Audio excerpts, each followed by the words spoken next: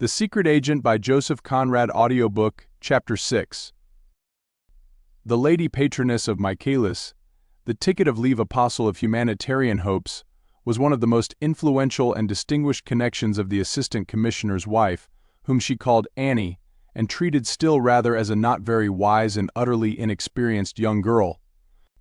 But she had consented to accept him on a friendly footing, which was by no means the case with all of his wife's influential connections. Married young and splendidly at some remote epoch of the past, she had had for a time a close view of great affairs and even of some great men. She herself was a great lady. Old now in the number of her years, she had that sort of exceptional temperament which defies time with scornful disregard, as if it were a rather vulgar convention submitted to by the mass of inferior mankind. Many other conventions easier to set aside, alas, failed to obtain her recognition, also on temperamental grounds, either because they bored her or else because they stood in the way of her scorns and sympathies. Admiration was a sentiment unknown to her. It was one of the secret griefs of her most noble husband against her first, as always more or less tainted with mediocrity, and next as being in a way an admission of inferiority. And both were frankly inconceivable to her nature. To be fearlessly outspoken in her opinions came easily to her, since she judged solely from the standpoint of her social position. She was equally untrammeled in her actions, and as her tactfulness proceeded from genuine humanity, her bodily vigor remained remarkable and her superiority was serene and cordial. 3 generations had admired her infinitely, and the last she was likely to see had pronounced her a wonderful woman. Meantime intelligent, with a sort of lofty simplicity, and curious at heart, but not like many women merely of social gossip, she amused her age by attracting within her ken through the power of her great, almost historical social prestige everything that rose above the dead level of mankind, lawfully or unlawfully, by position, wit, audacity, fortune or misfortune. Royal highnesses, artists, men of science, young statesmen and charlatans of all ages and conditions, who, unsubstantial and light, bobbing up like corks, show best the direction of the surface currents, had been welcomed in that house, listened to, penetrated, understood, appraised, for her own edification. In her own words, she liked to watch what the world was coming to, and as she had a practical mind, her judgment of men and things, though based on special prejudices, was seldom totally wrong and almost never wrong-headed. Her drawing-room was probably the only place in the wide world where an assistant commissioner of police could meet a convict liberated on a ticket of leave on other than professional and official ground. Who had brought Michaelis there one afternoon the assistant commissioner did not remember very well. He had a notion it must have been a certain member of Parliament of illustrious parentage and unconventional sympathies, which were the standing joke of the comic papers. The notabilities and even the simple notorieties of the day brought each other freely to that temple of an old woman's not ignoble curiosity. You never could guess whom you were likely to come upon being received in semi-privacy within the faded blue silk and gilt frame screen, making a cozy nook for a couch and a few armchairs in the great drawing-room, with its hum of voices and the groups of people seated or standing in the light of 6 tall windows. Michaelis had been the object of a revulsion of popular sentiment, the same sentiment which years ago had applauded the ferocity of the life sentence passed upon him for complicity in a rather mad attempt to rescue some prisoners from a police van. The plan of the conspirators had been to shoot down the horses and overpower the escort. Unfortunately, one of the police constables got shot too. He left a wife and 3 small children, and the death of that man aroused through the length and breadth of a realm for whose defense, welfare, and glory men die every day as matter of duty, an outburst of furious indignation, of a raging implacable pity for the victim. 3 ringleaders got hanged. Michaelis, young and slim, locksmith by trade, and great frequenter of evening schools, did not even know that anybody had been killed, his part with a few others being to force open the door at the back of the special conveyance. When arrested, he had a bunch of skeleton keys in one pocket, a heavy chisel in another, and a short crowbar in his hand, neither more nor less than a burglar. But no burglar would have received such a heavy sentence. The death of the constable had made him miserable at heart, but the failure of the plot also. He did not conceal either of these sentiments from his empaneled countrymen, and that sort of compunction appeared shockingly imperfect to the crammed court. The judge on passing sentence commented feelingly upon the depravity and callousness of the young prisoner.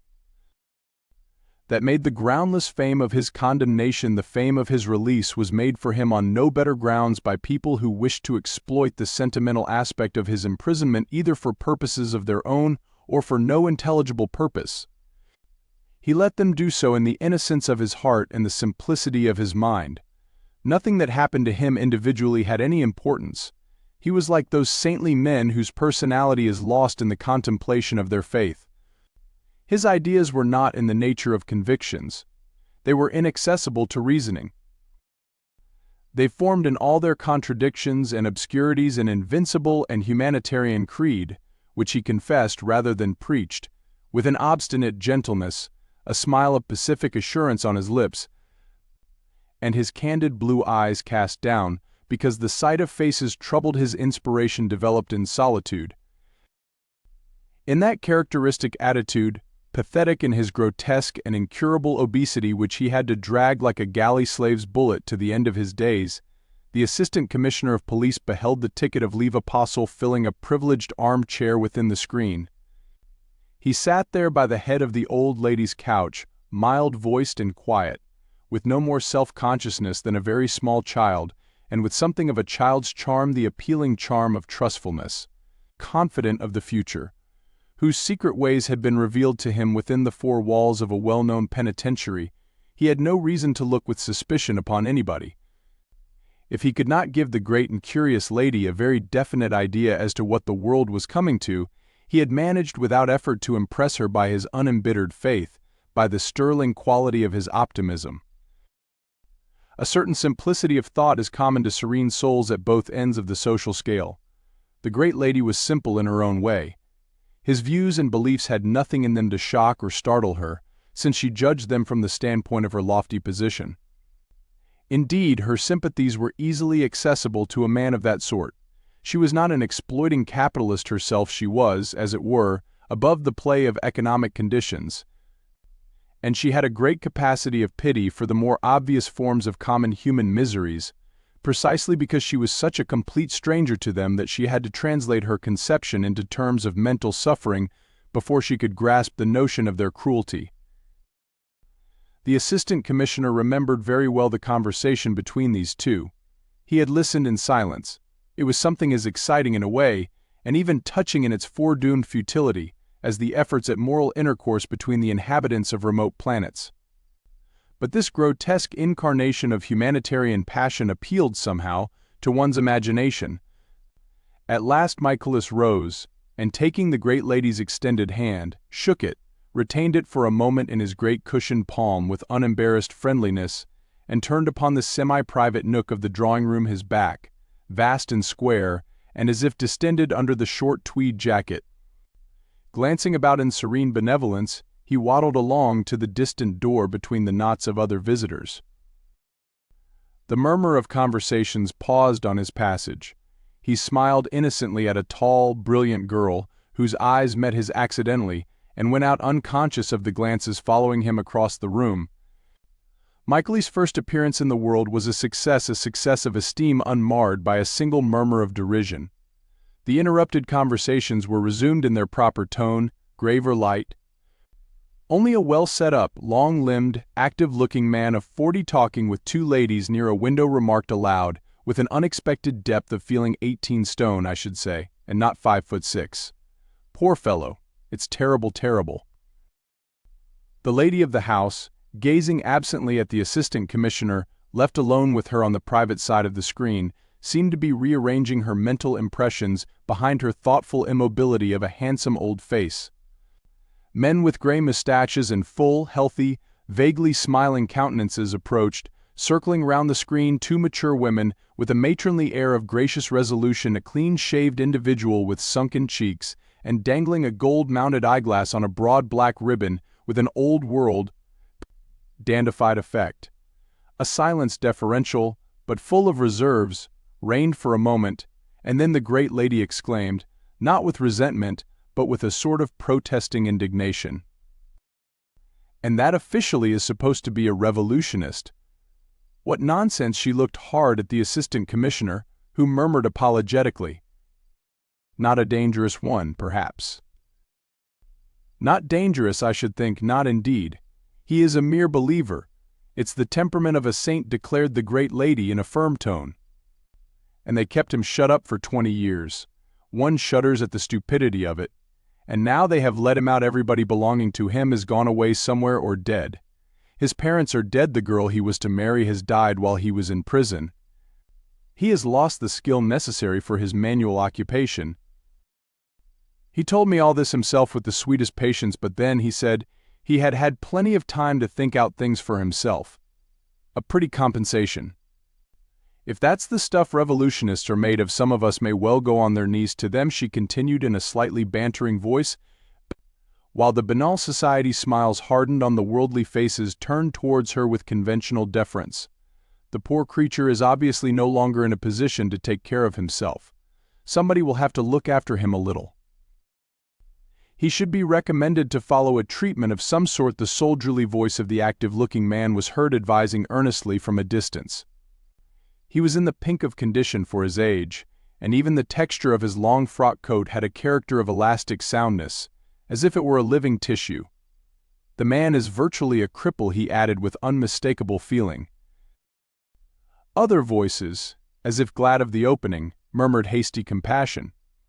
Quite startling, monstrous, most painful to see. The lank man, with the eyeglass on a broad ribbon, pronounced mincingly the word grotesque, whose justness was appreciated by those standing near him.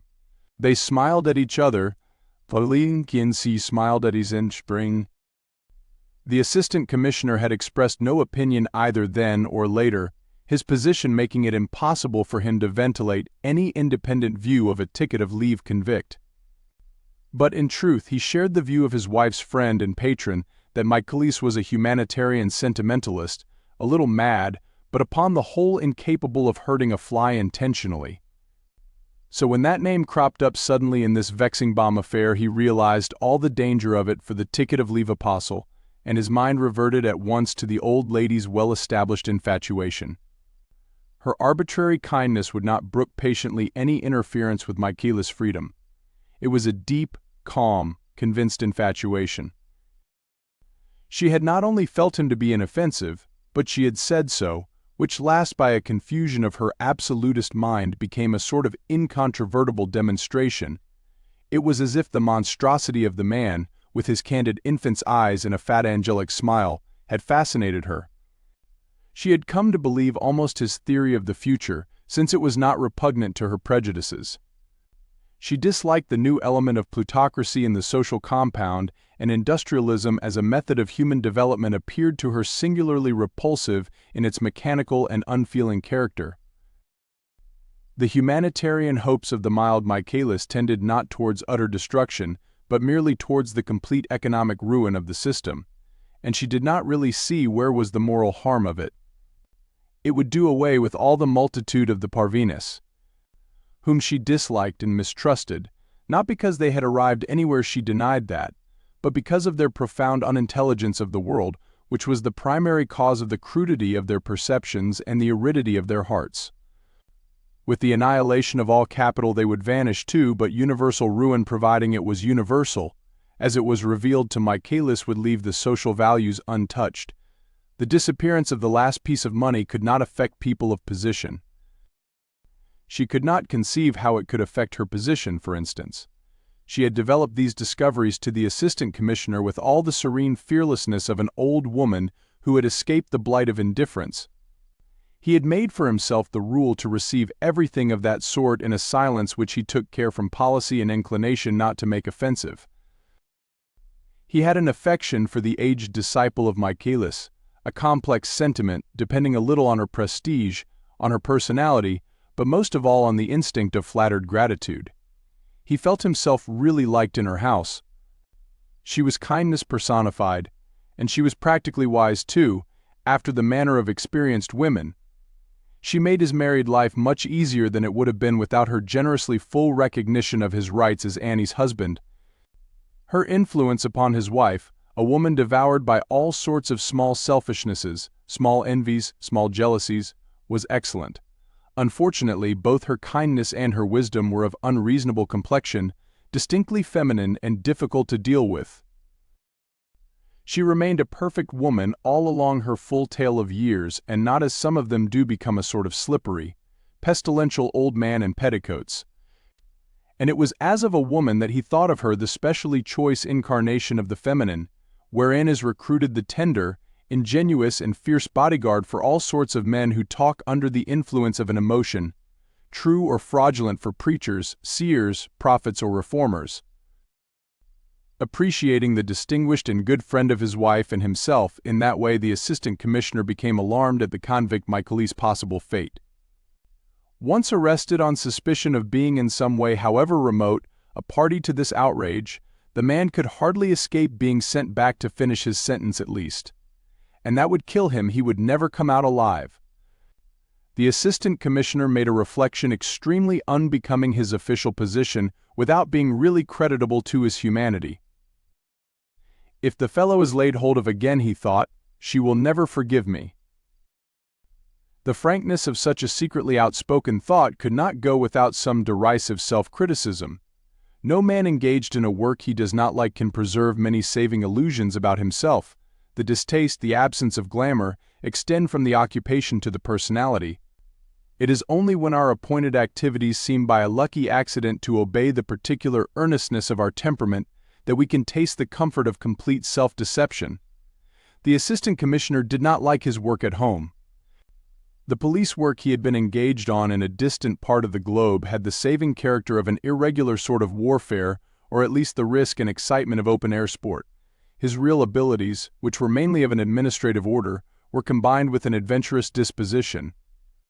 Chained to a desk in the thick of 4 millions of men, he considered himself the victim of an ironic fate, the same, no doubt, which had brought about his marriage with a woman exceptionally sensitive in the matter of colonial climate, besides other limitations testifying to the delicacy of her nature and her tastes. Though he judged his alarm sardonically, he did not dismiss the improper thought from his mind. The instinct of self-preservation was strong within him. On the contrary, he repeated it mentally with profane emphasis and a fuller precision. Damn it! If that infernal heat has his way, the fellow'll die in prison smothered in his fat, and she'll never forgive me. His black, narrow figure, with the white band of the collar under the silvery gleams on the close-cropped hair at the back of the head, remained motionless. The silence had lasted such a long time that Chief Inspector Heat ventured to clear his throat. This noise produced its effect. The zealous and intelligent officer was asked by his superior, whose back remained turned to him immovably. "You connect Michaelis with this affair?" Chief Inspector Heat was very positive, but cautious. "Well, sir," he said, "we have enough to go upon. A man like that has no business to be at large, anyhow." "You will want some conclusive evidence," came the observation in a murmur.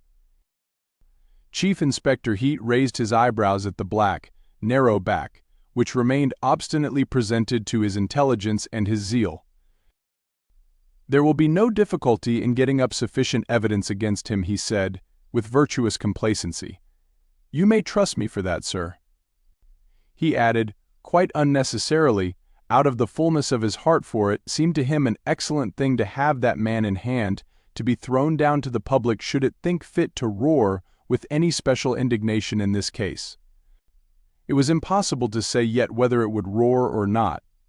That in the last instance depended, of course, on the newspaper press. But in any case, Chief Inspector Heat, purveyor of prisons by trade, and a man of legal instincts, did logically believe that incarceration was the proper fate for every declared enemy of the law. In the strength of that conviction he committed a fault of tact. He allowed himself a little conceited laugh, and repeated, "Trust me for that, sir."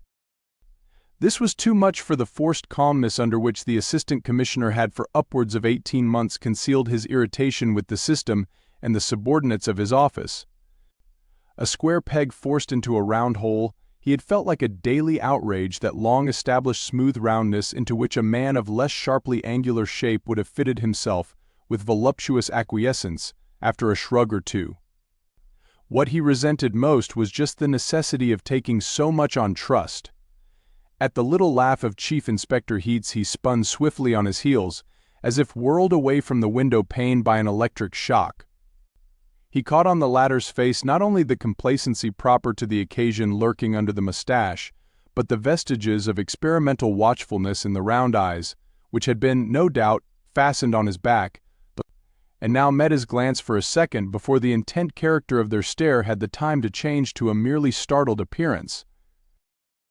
The Assistant Commissioner of Police had really some qualifications for his post. Suddenly his suspicion was awakened. It is but fair to say that his suspicions of the police methods, unless the police happened to be a semi-military body organized by himself, was not difficult to arouse.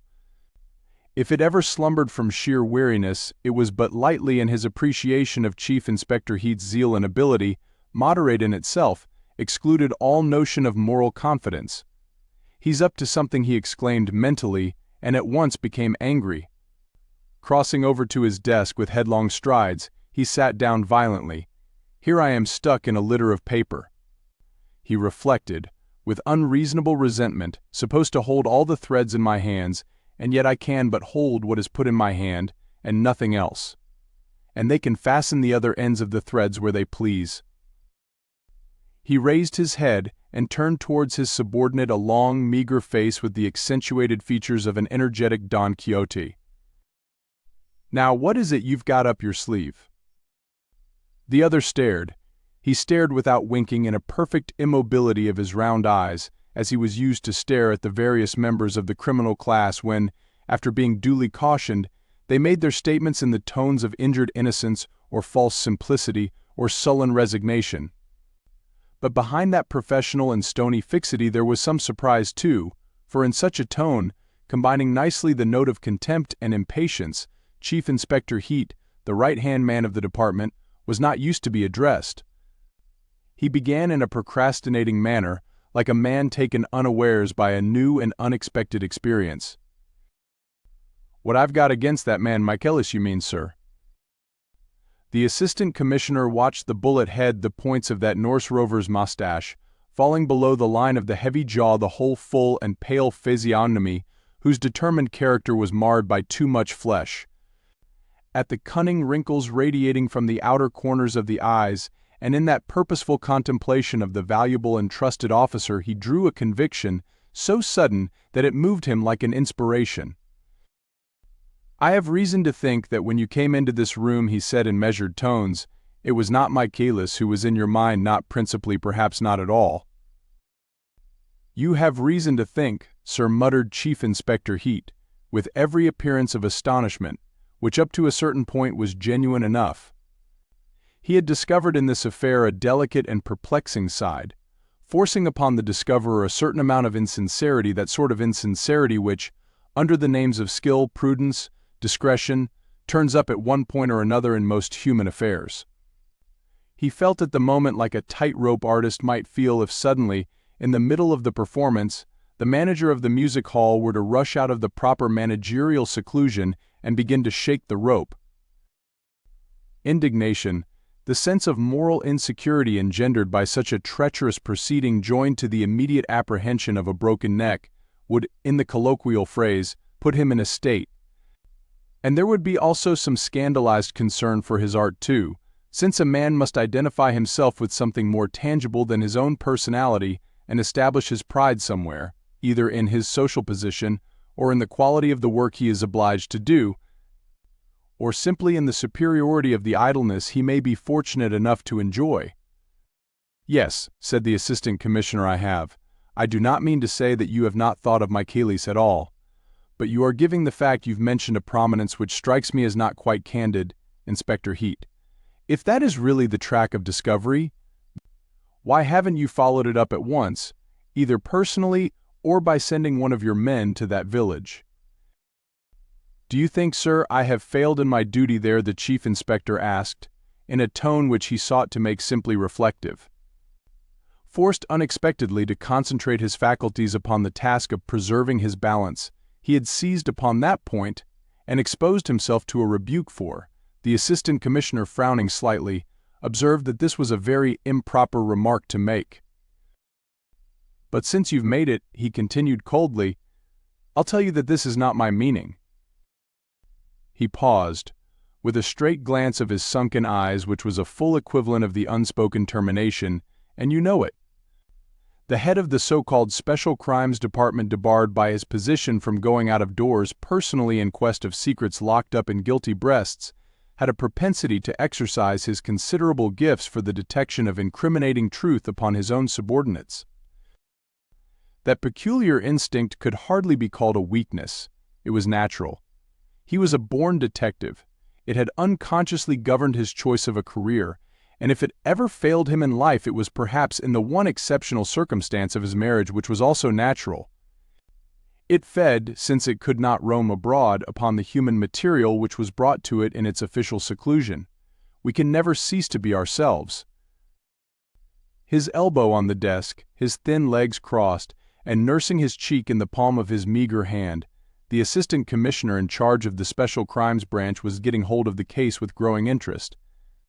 His chief inspector, if not an absolutely worthy foeman of his penetration, was at any rate the most worthy of all within his reach.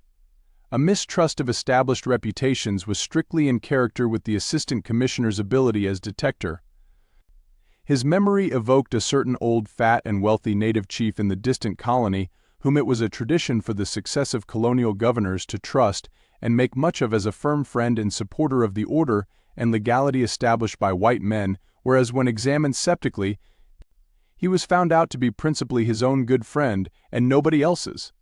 Not precisely a traitor, but still a man of many dangerous reservations in his fidelity, caused by a due regard for his own advantage, comfort, and safety.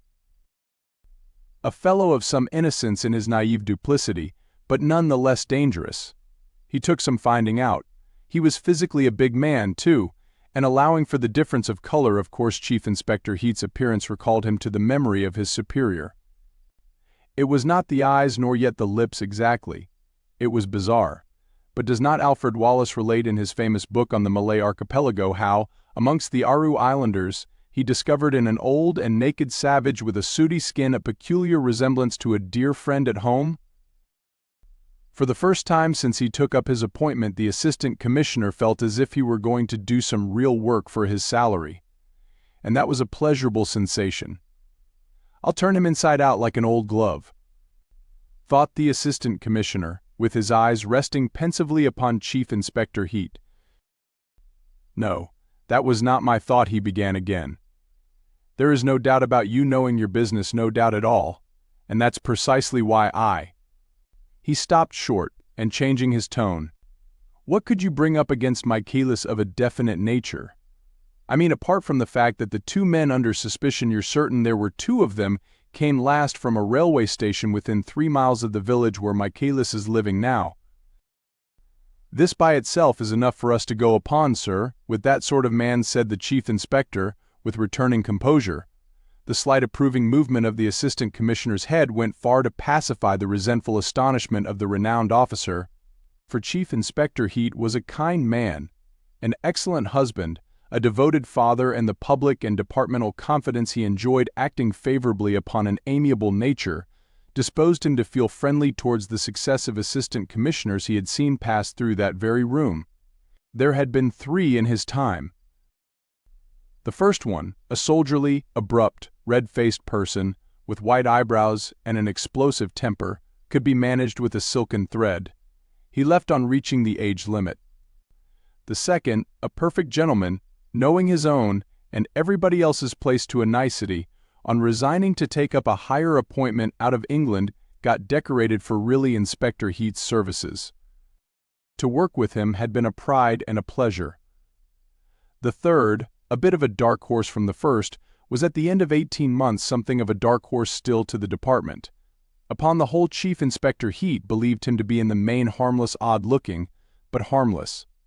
He was speaking now, and the chief inspector listened with outward deference, which means nothing, being a matter of duty, and inwardly with benevolent toleration.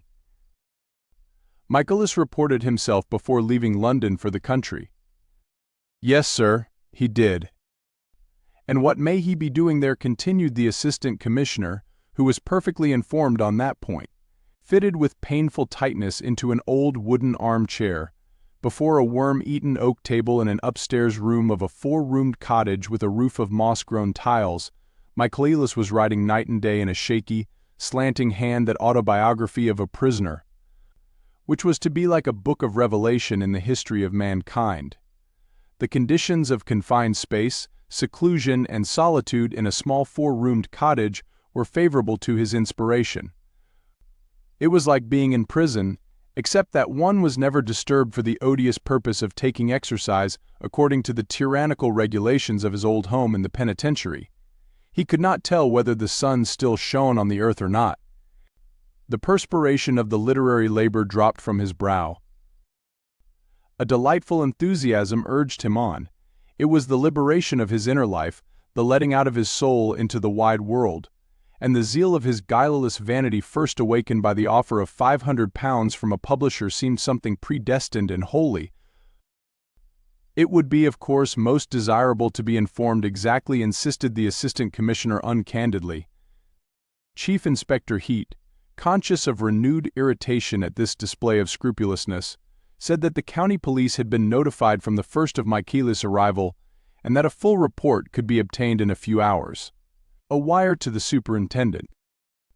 Thus he spoke rather slowly, while his mind seemed already to be weighing the consequences. A slight knitting of the brow was the outward sign of this, but he was interrupted by a question. "You've sent that wire already?" "No, sir," he answered, as if surprised. The Assistant Commissioner uncrossed his legs suddenly. The briskness of that movement contrasted with the casual way in which he threw out a suggestion. "Would you think that Michaelis had anything to do with the preparation of that bomb, for instance?"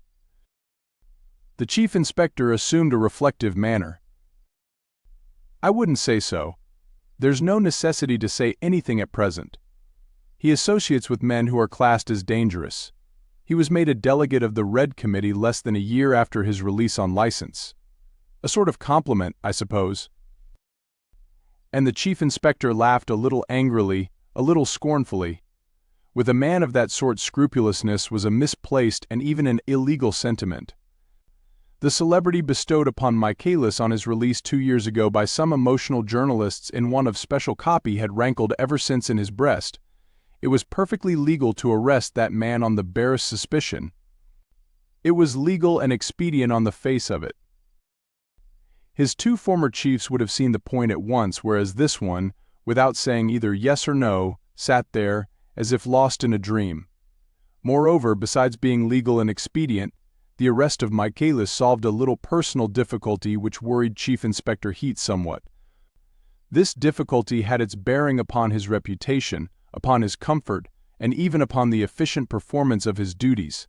For, if Michaelis no doubt knew something about this outrage, the Chief Inspector was fairly certain that he did not know too much. This was just as well.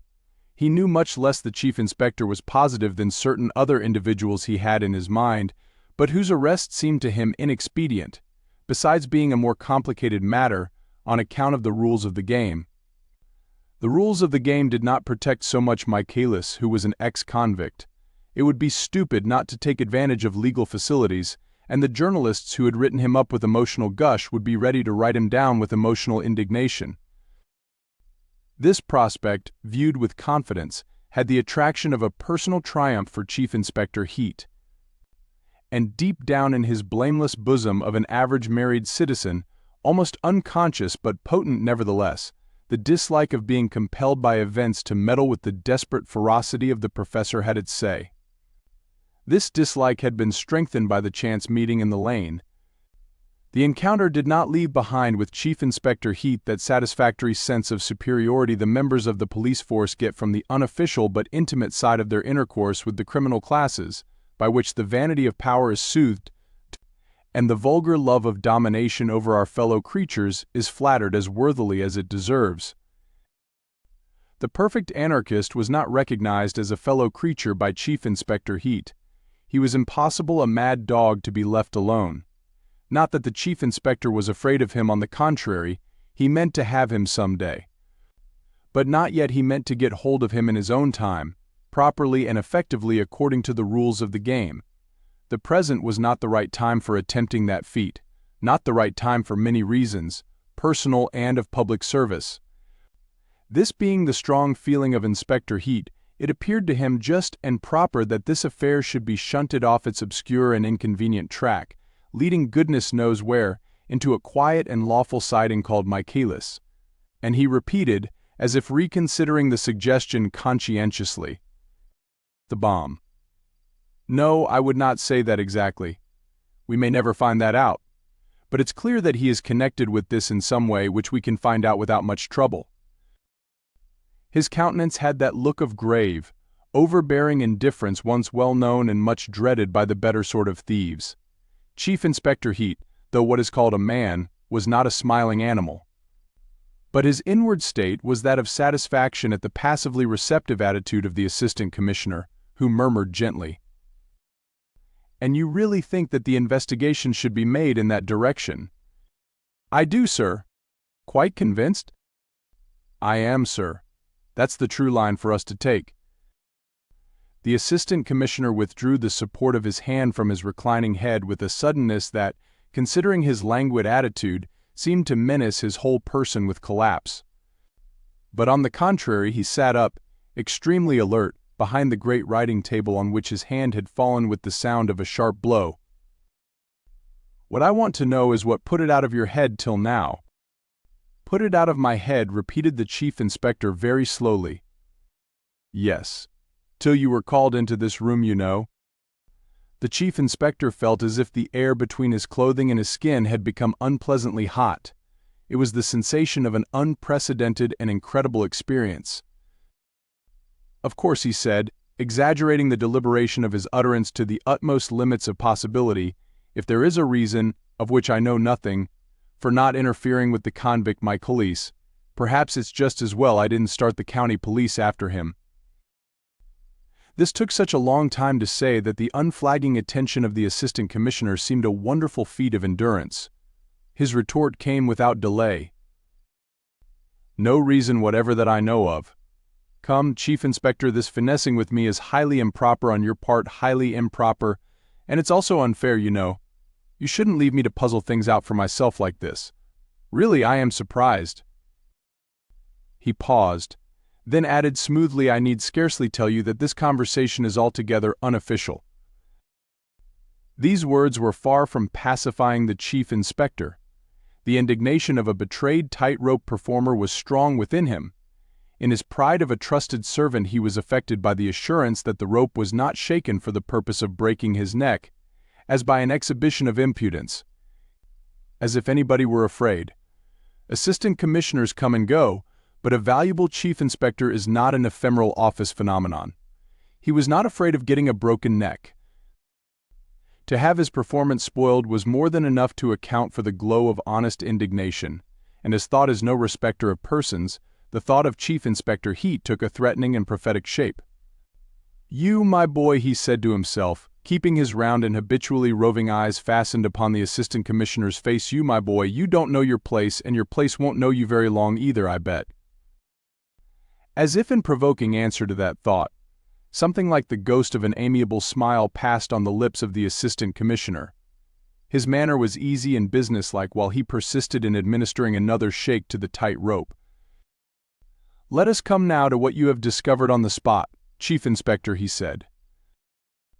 A fool and his job are soon parted when on the train of prophetic thought in Chief Inspector Heat's head, but it was immediately followed by the reflection that a higher official, even when fired out.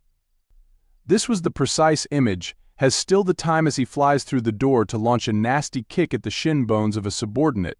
Without softening very much the basilisk nature of his stare, he said impassively, "We are coming to that part of my investigation, sir." "That's right. Well, what have you brought away from it?" The Chief Inspector, who had made up his mind to jump off the rope, came to the ground with gloomy frankness.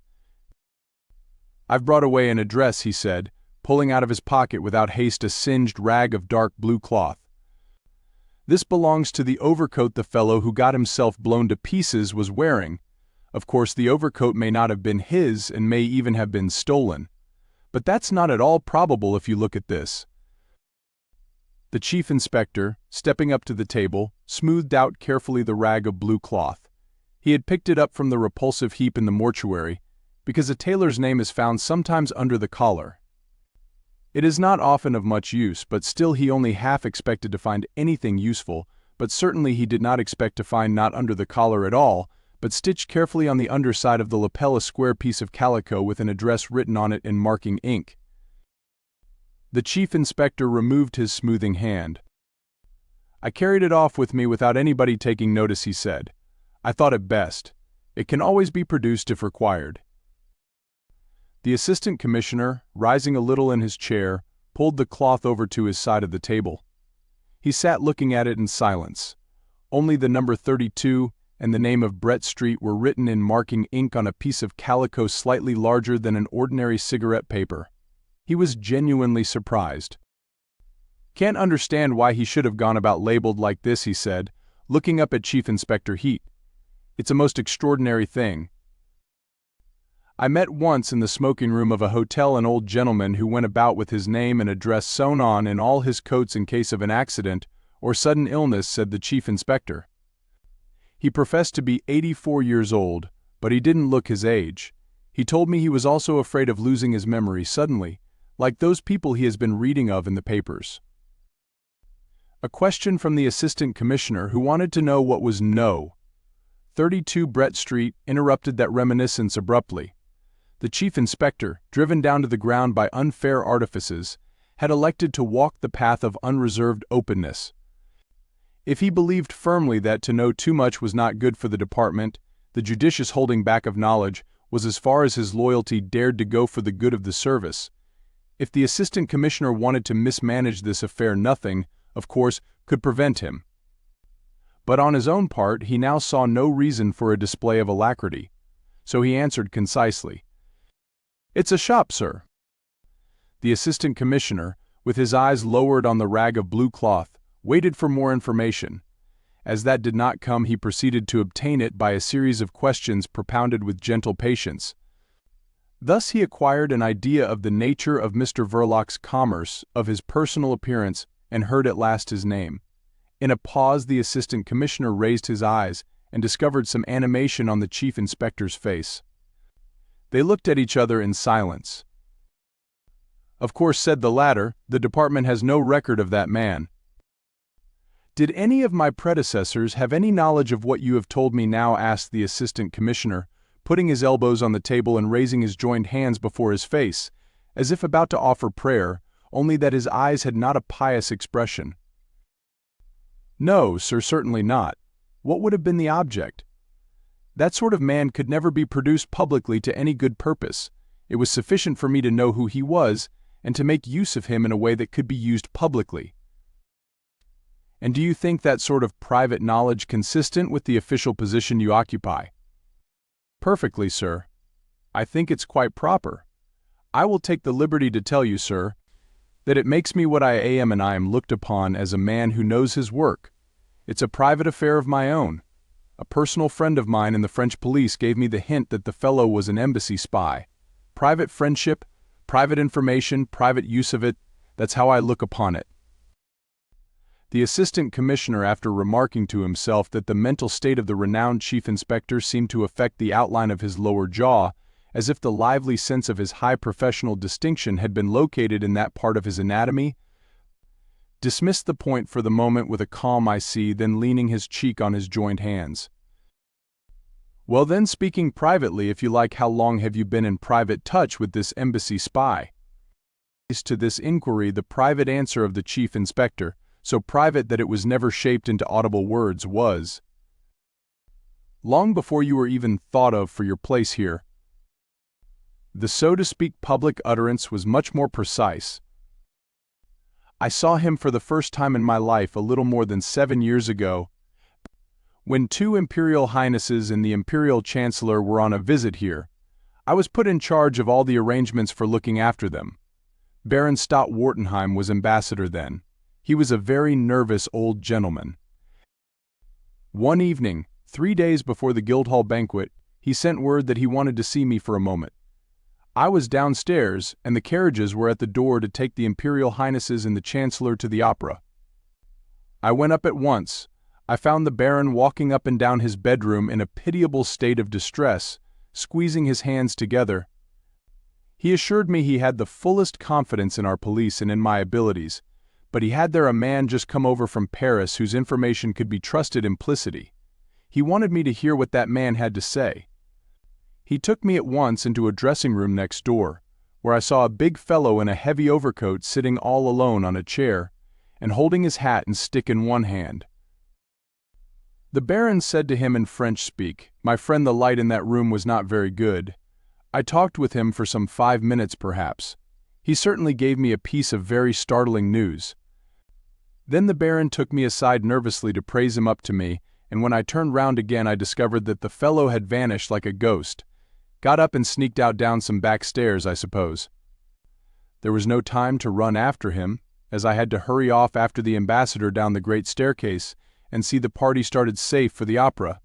However, I acted upon the information that very night. Whether it was perfectly correct or not, it did look serious enough.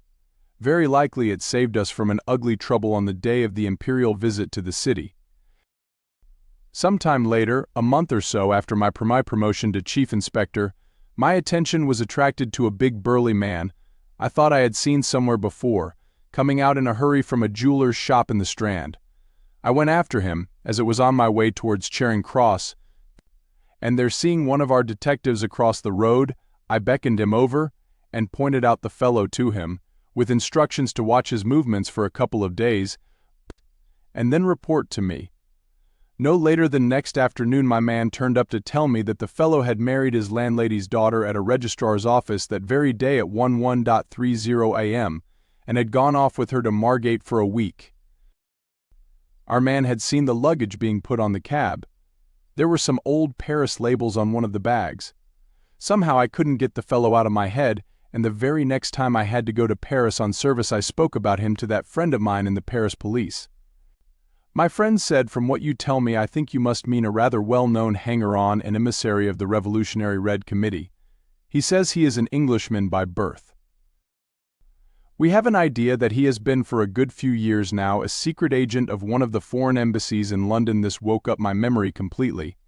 He was the vanishing fellow I saw sitting on a chair in Baron Stott-Wartenheim's bathroom. I told my friend that he was quite right. The fellow was a secret agent to my certain knowledge. Afterwards my friend took the trouble to ferret out the complete record of that man for me. I thought I had better know all there was to know, but I don't suppose you want to hear his history now, sir. The assistant commissioner shook his supported head.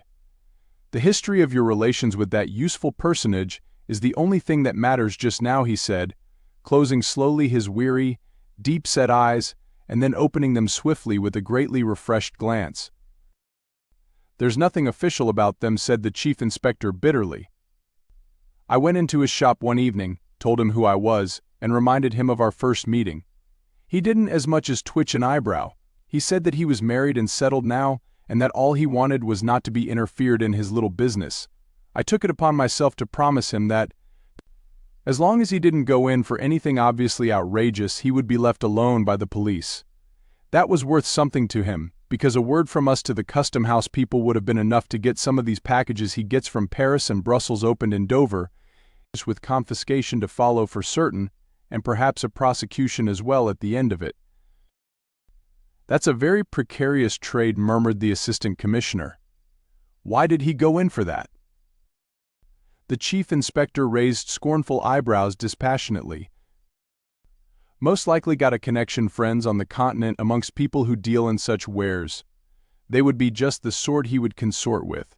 He's a lazy dog, too, like the rest of them." "What do you get from him in exchange for your protection?" The chief inspector was not inclined to enlarge on the value of Mr. Verloc's services. "He would not be much good to anybody but myself.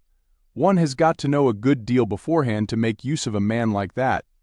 I can understand the sort of hint he can give, and when I want a hint he can generally furnish it to me." The chief inspector lost himself suddenly in a discreet reflective mood, and the assistant commissioner repressed a smile at the fleeting thought that the reputation of Chief Inspector Heat might possibly have been made in a great part by the secret agent Verloc. In a more general way of being of use, all our men of the Special Crimes Section on duty at Charing Cross in Victoria have orders to take careful notice of anybody they may see with him. He meets the new arrivals frequently, and afterwards keeps track of them. He seems to have been told off for that sort of duty. When I want an address in a hurry, I can always get it from him. Of course, I know how to manage our relations. I haven't seen him to speak to 3 times in the last 2 years. I drop him a line, unsigned, and he answers me in the same way at my private address. From time to time the assistant commissioner gave an almost imperceptible nod. The chief inspector added that he did not suppose Mr. Verloc to be deep in the confidence of the prominent members of the Revolutionary International Council, but that he was generally trusted of that there could be no doubt. Whenever I've had reason to think there was something in the wind, he concluded, I've always found he could tell me something worth knowing. The assistant commissioner made a significant remark. He failed you this time. Neither had I whined of anything in any other way, retorted Chief Inspector Heat. I asked him nothing, so he could tell me nothing. He isn't one of our men. It isn't as if he were in our pay. No, muttered the assistant commissioner. He's a spy in the pay of a foreign government. We could never confess to him. I must do my work in my own way, declared the chief inspector. When it comes to that, I would deal with the devil himself and take the consequences. There are things not fit for everybody to know. Your idea of secrecy seems to consist in keeping the chief of your department in the dark. That's stretching it perhaps a little too far, isn't it? He lives over his shop. Who, Verloc? Oh yes, he lives over his shop. The wife's mother, I fancy, lives with them. Is the house watched? Oh dear no, it wouldn't do. Certain people who come there are watched. My opinion is that he knows nothing of this affair. How do you account for this? The assistant commissioner nodded at the cloth rag lying before him on the table. I don't account for it at all, sir. It's simply unaccountable. It can't be explained by what I know. The chief inspector made those admissions with the frankness of a man whose reputation is established as if on a rock. At any rate, not at this present moment. I think that the man who had most to do with it will turn out to be Michaelis. You do? Yes, sir, because I can answer for all the others. What about that other man supposed to have escaped from the park? I should think he's far away by this time, opined the chief inspector. The assistant commissioner looked hard at him and rose suddenly, as though having made up his mind to some course of action. As a matter of fact, he had that very moment succumbed to a fascinating temptation. The chief inspector heard himself dismissed with instructions to meet his superior early next morning for further consultation upon the case. He listened with an impenetrable face and walked out of the room with measured steps. Whatever might have been the plans of the assistant commissioner, they had nothing to do with that desk work, which was the bane of his existence because of its confined nature and apparent lack of reality. It could not have had, or else the general air of alacrity that came upon the assistant commissioner would have been inexplicable. As soon as he was left alone, he looked for his hat impulsively and put it on his head. Having done that, he sat down again to reconsider the whole matter. But as his mind was already made up, this did not take long, and before Chief Inspector Heat had gone very far on the way home, he also left the building.